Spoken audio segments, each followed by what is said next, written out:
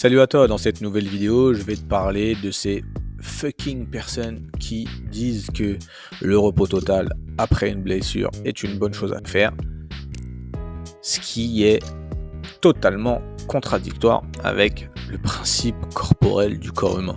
Donc, on en parle tout de suite. Let's go!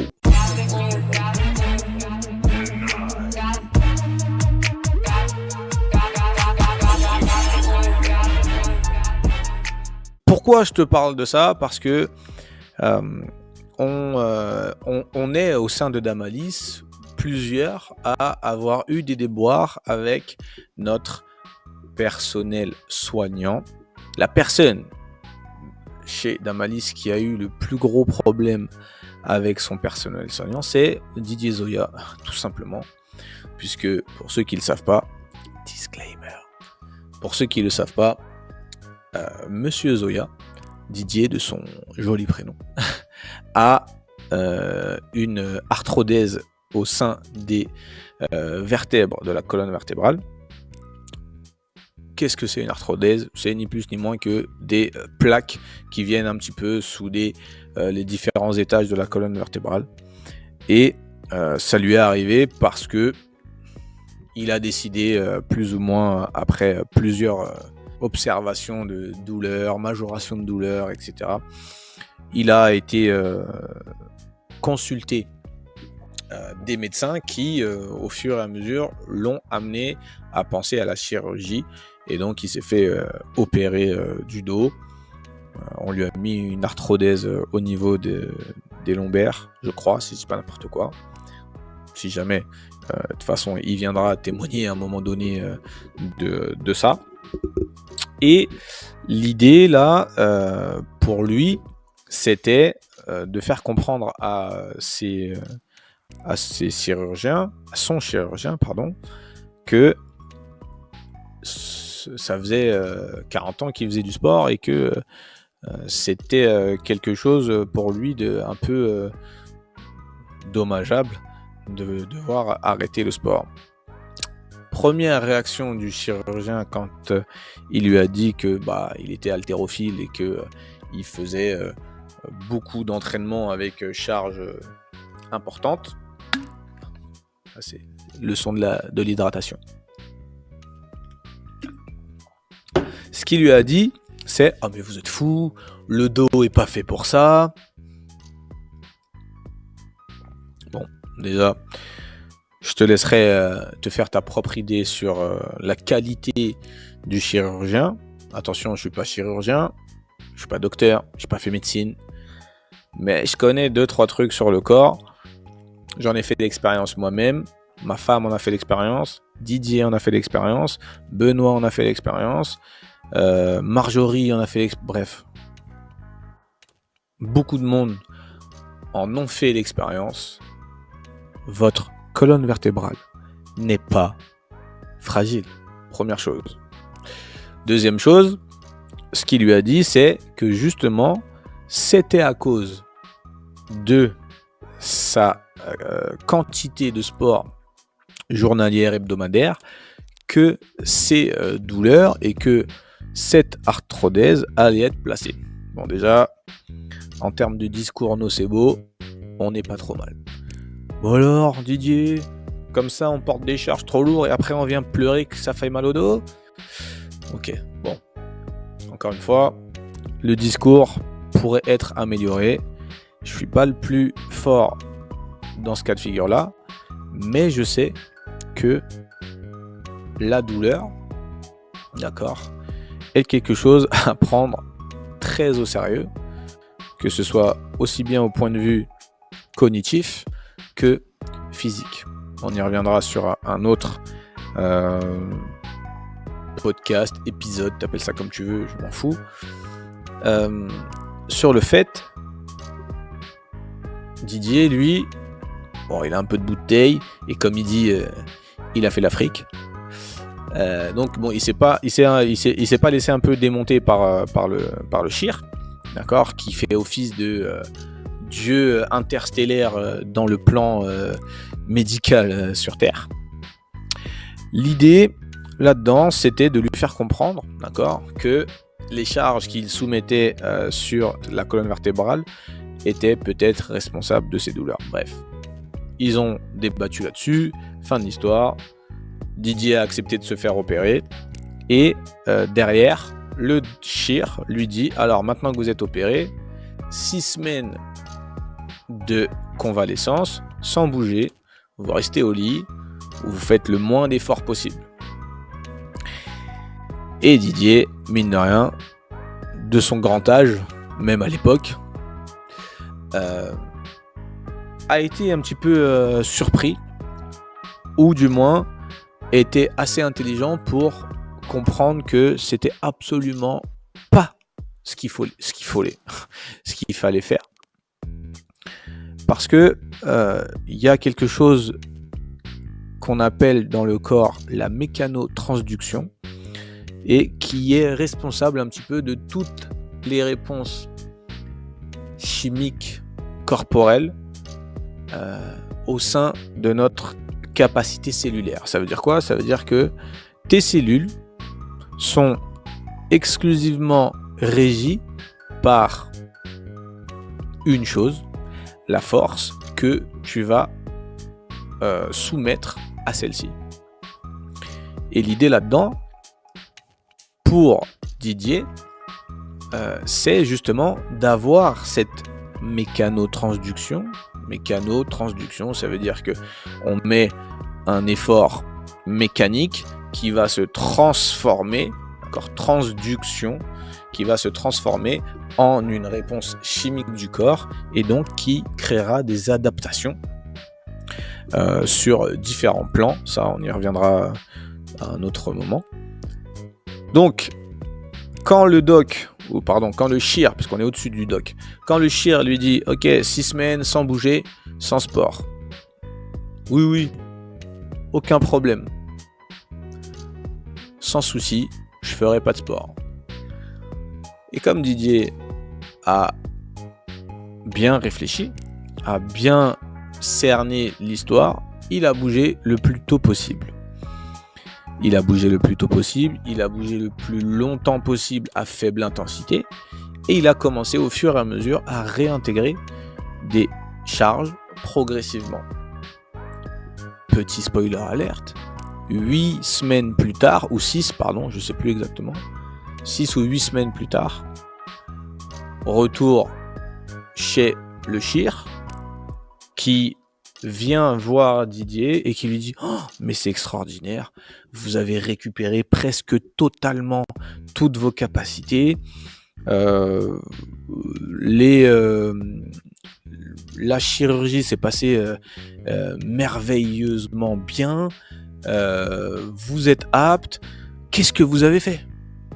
Et là, Didier, grand seigneur, qui le regarde droit dans les yeux, en tout cas j'imagine, j'étais pas là, qui le regarde et qui dit « Bah, c'est simple, je vous ai pas écouté. »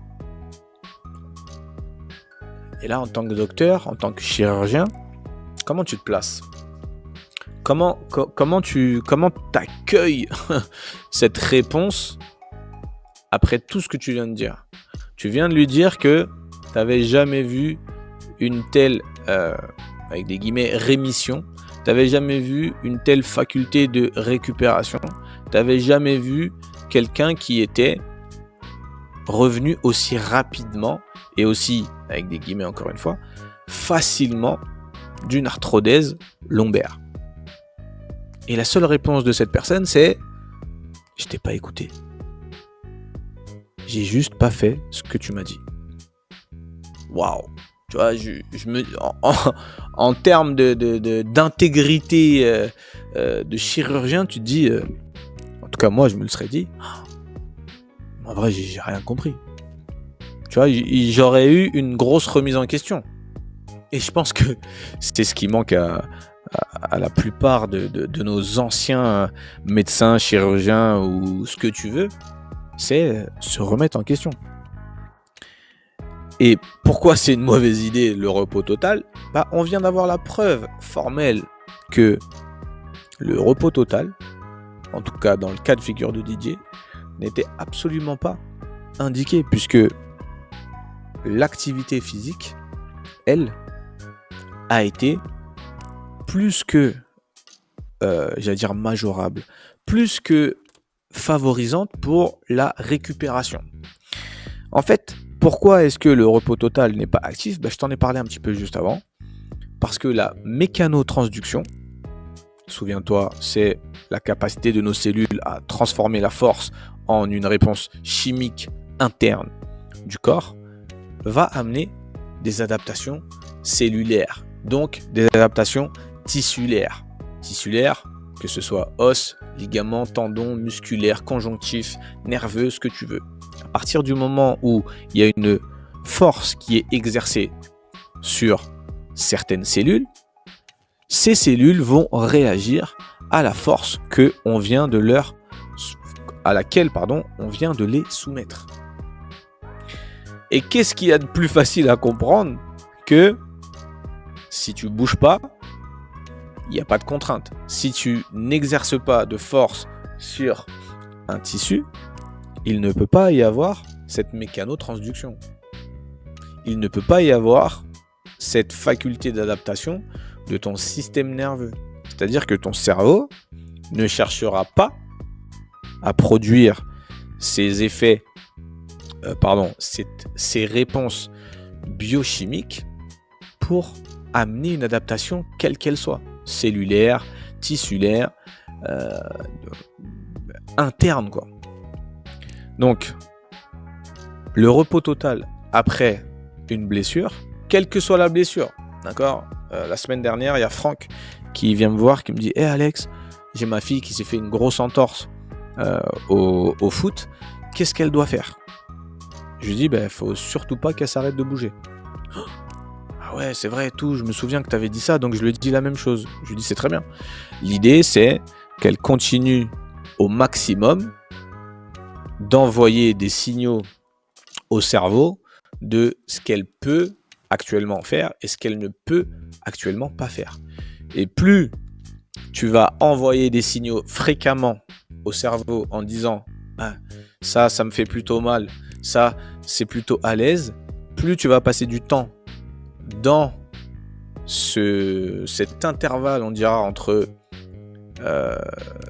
douleur et zone de confort, plus cette zone va se réduire et plus tu vas être en capacité de gagner de la force, gagner de la mobilité, gagner de l'amplitude et du coup amoindrir,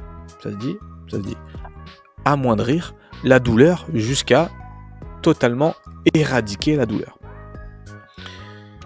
Là où on va arriver à un consensus entre guillemets, c'est que pour le personnel soignant, une fois que on n'a plus mal, on peut retourner faire son activité. Et ça, c'est une deuxième très grosse erreur, puisque si on s'est blessé de base, c'est que notre capacité était inférieure à la contrainte qu'on vient de poser ou d'apposer sur les tissus qu'on vient de léser. Je ne sais pas si tu me suis.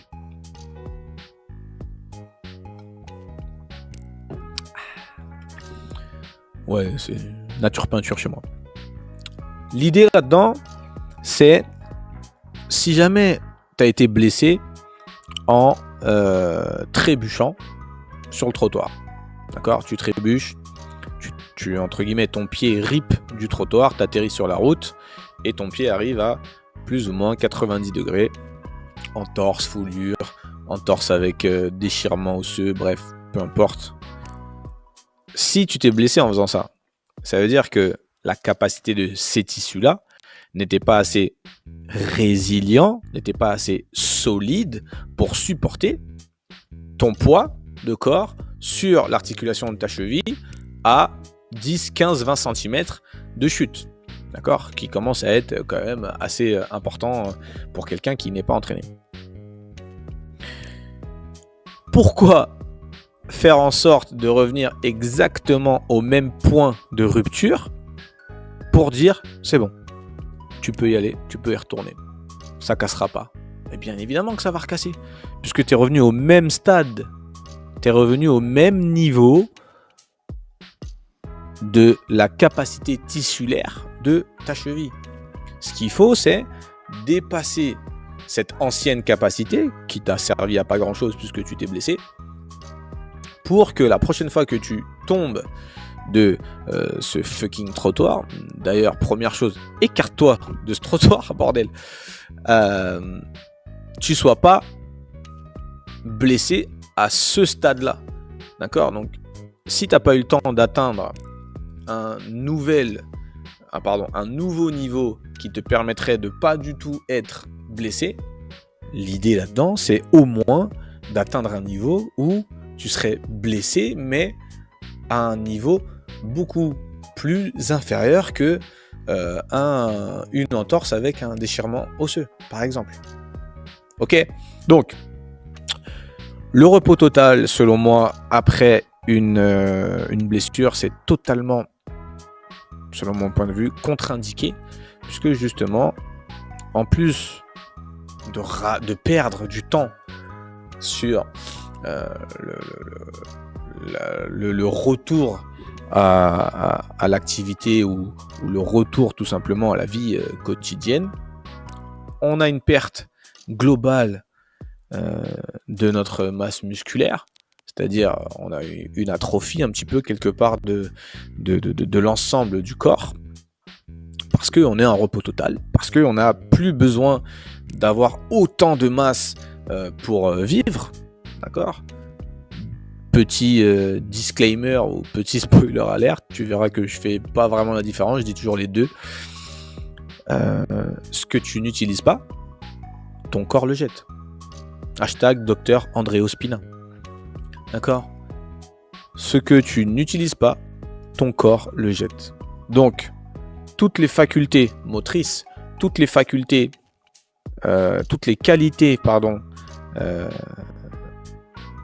techniques, physiques que tu pourrais avoir, moins tu vas les utiliser, plus ton corps va les rejeter.